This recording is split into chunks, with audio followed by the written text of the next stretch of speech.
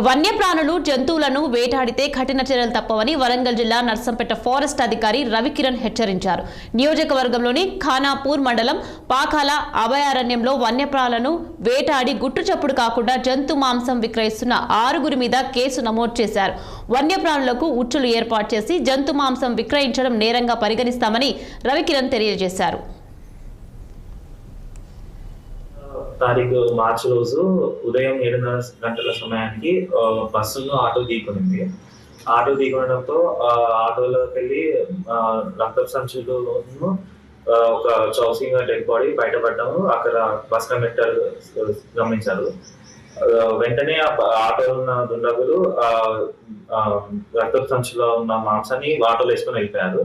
అటువైపు వెళ్తున్న మా వాచర్ చూసి బస్ కండక్టర్ని అడగగా వాళ్ళు జరిగిన సమాచారం చెప్పారు.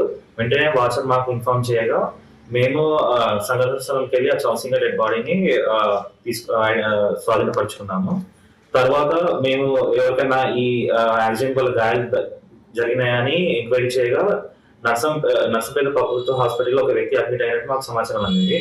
వెంటనే పోయి విచారించగా ఆయన పేరు ఏకాంబరం అని, ఆయన కూడా ఆటోలో ఉన్నానని, ఆయన ఇంకా 4 వ్యక్తులు బంగారి సుమన్, ఇస్లావత్ సుధీర్, పాయం పవన్ కుమార్, యాలం బాబురావు, వీళ్ళ 5 వ్యక్తులు కలిసి ఒక కొండగోరను ఇంకో సాంబార్ జింకని వేటాడాలని, దాన్ని ట్రాన్స్పోర్ట్ చేసే క్రమంలో ఈ యాక్సిడెంట్ అయిందని మాకు తెలిపినారు. ఎన్టీఆర్ జిల్లా పెనుగంచి